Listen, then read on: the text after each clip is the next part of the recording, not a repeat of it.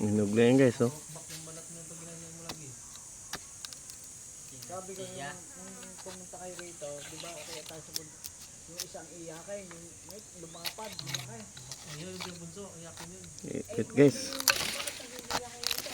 Isa naman yung dalawa, dito na iyakin. Yung kaya nga, bakit siya naging ano ngayon? Iyakin yun. Iyakin talaga po Hindi, yun. dati hindi rin. Hindi ganun, iyakin yun dati. Hindi wala eh, parang biglang tumanda siya. Parang ganun siya. Eh, yung isang buti, ang Yun. malapad. Ito guys, oh. Eh, di ba nandito? Yung langgam guys. Eh, nasa way ni, ano, may ang iyak. Eh, ngayon, nabi ko, natawa nga ba? Ang lumakang. Okay. Diba? Laki, kakas kumain dito. Kakas kumain. Hmm. Kaya bumawi siya. Hindi niya sige, ano na, hindi na kumain. Sabi ko nga, di ba, sinangalan ako. Makaya tayo nun. Anay ko, Ang anay ko. binata na ako siya eh. Makaya tayo doon sa Panginoon. Ang ano pa ng mga puno na tayo makaya. Talagang mga sukal eh. Sukal yan. Sabi ko nga, tayo sabi. Sabi ko, Hinog na pala yan. nakarating niya kapag yan. Tapos si kaya po yung ano ni Romel. Kasi nung hindi pa sila na pinapunta ni Romel yung dito. Langgam. Pagluwas kasama ko kami dalawa kasama niya. Kasi, Lumuwas kami. Ay sabi nga niya, Tiyo, puta si Romel, no? Pinauulit ko na. Ayaw talaga na.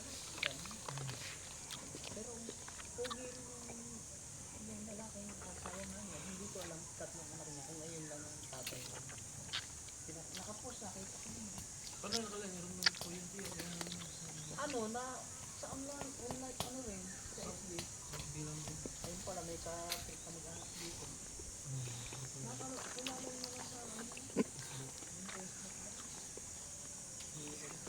Tapos nga din ang anak, pinapunta niya rito. Pero naman, hindi pa makarating. Kasi wala ka pa masahay mo na. Bago nakarating nga yun. Tuwan-tuwa, nakarating dito yan.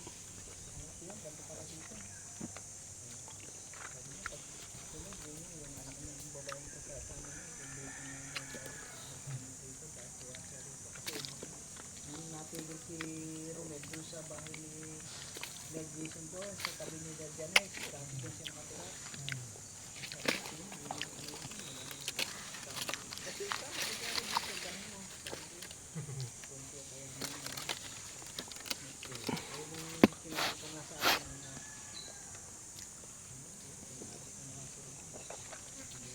Silosa. Silosa ng mga putang yun. hindi ko naman siya mapapatulan. Hindi ako patol doon. Sa akin nga nagsilaws, parang ulaga. Si Romel, nung isang araw, yung nag-umpana.